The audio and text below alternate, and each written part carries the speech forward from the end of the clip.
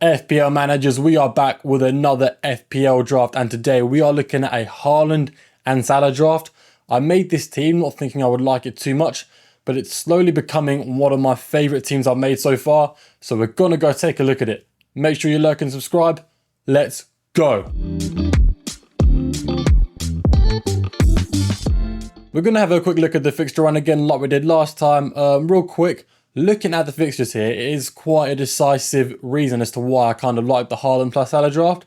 There's a lot of players in between the prices of like 8 and 11 million where they either have a bad fixture run or I think they're sort of overpriced.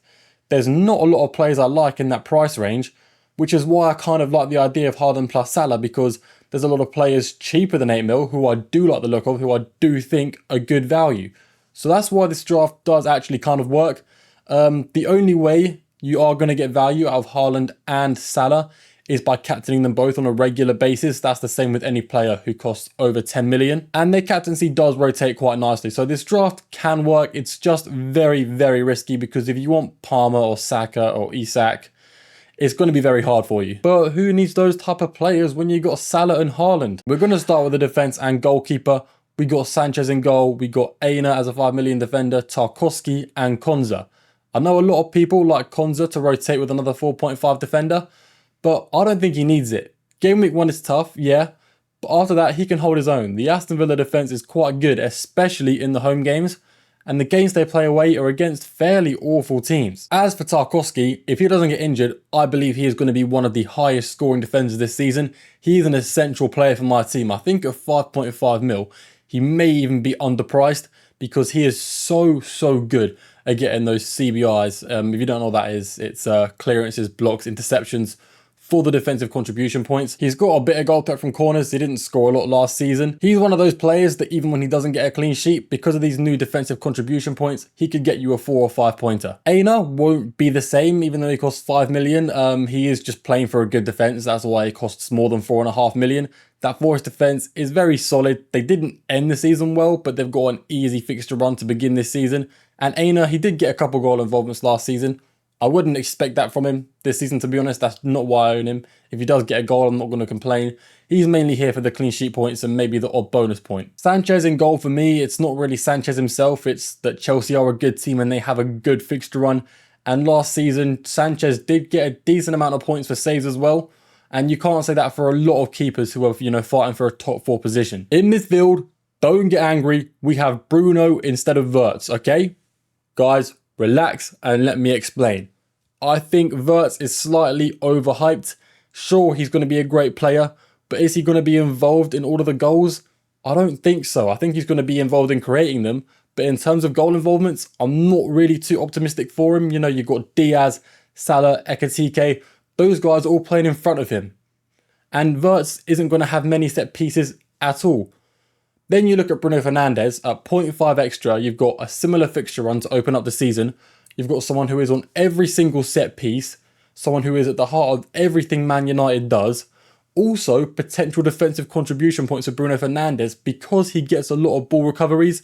There's so many avenues to go down to get points. Sure, as soon as I say this, he's probably going to go on blank for the first 6 game weeks. But I do believe for the extra 0.5, he is worth it over Wirtz. I think he's a bit overhyped.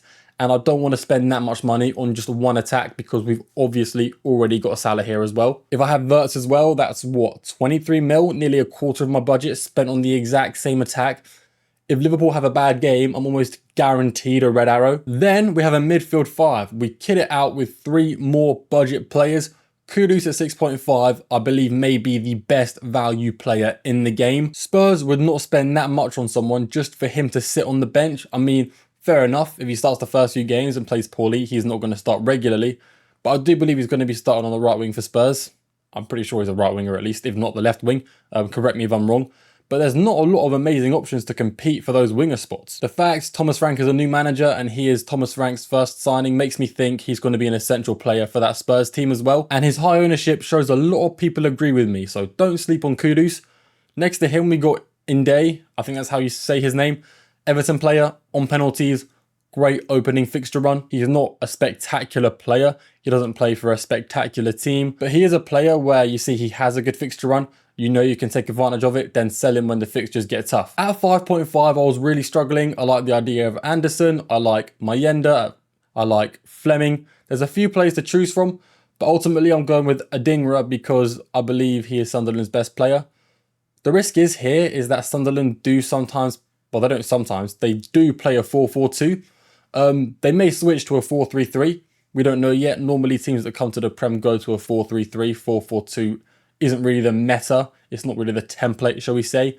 So it'd be interesting to see how they play in pre-season and what formation they're using, because if they're playing a 4-4-2, I probably won't pick Adingra. I may go for a Sunderland forward instead, or just pick Anderson as a CDM to get me defensive contribution points. But if Sunderland are playing a 4-3-3, Adingra's the complete opposite, a no-brainer in my team. The issue with this midfield is that there's not a lot of price points. I mean, with Salah, you can switch down to anyone. But with Bruno being cheaper than Saka and Palmer, it's going to be very hard to switch to Saka or Palmer if I need one of those players in my team. And I really like the look of Palmer in game week 1, but with a Haaland and Salah draft, you simply cannot afford it. So we are running that risk, but like I said, you can cover those sort of players with Haaland and Salah if they're as good as they're supposed to be. And if you really don't like the look of Bruno Fernandes and you prefer Wirtz, then get Wirtz instead, save the extra 0.5 million and get Milenkovic instead of Aina, or get an extra 4.5 defender to rotate Konza with. In the front two, obviously Haaland is there. Not much to explain about him really. We know how good he can be. He opened last season like an absolute beast, scoring hat-trick and brace, hat-trick after brace, so many goals. Then he dipped in form. Haaland is a risky one because he could start the season how he ended last season, missing big chances, not playing well. But Man City are looking a lot stronger than they were last season. And Haaland is obviously the talisman for everything they do. Everything they aim to do, they want Haaland on the end of it, which is why he can score so many goals. If it gets to 2 game weeks in the season and he's only scored 1 goal, I may even consider selling him straight away.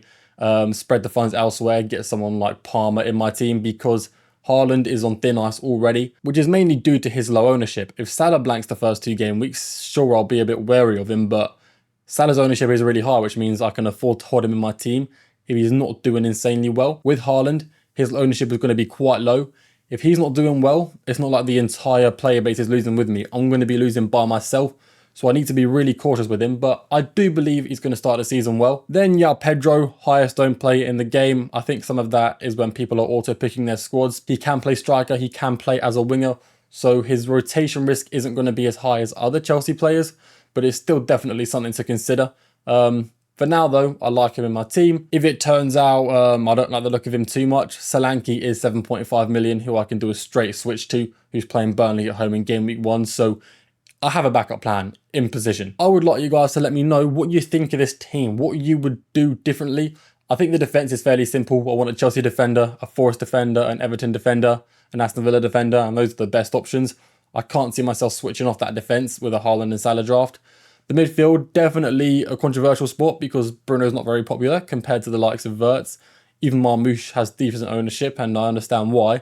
I personally, I don't know whether I'm biased because I'm a United fan or because I'm intelligent, but I think Bruno is better than both those options and he's worth the 0.5 extra. The cheap midfielders I'm very happy about. I think it's hard to argue against those sort of players, which is why a Haaland and Salah draft works so well, because you've got good budget players. And the front two for me is a no-brainer. Obviously Haaland is going to be in a Haaland and Salah draft, and now Pedro is a versatile player, can play many positions, and of course his ownership is very high. If I don't own him and he plays amazing, gets loads of points, I'm going to be in deep trouble. Anyway guys, that is the end of it. Thank you very much for watching if you made it this far. Remember to join the mini league. The code was in the top left of the screen for pretty much the entire video, so if you missed it, you're a little bit stupid. Yeah guys, I will see you all in the next video.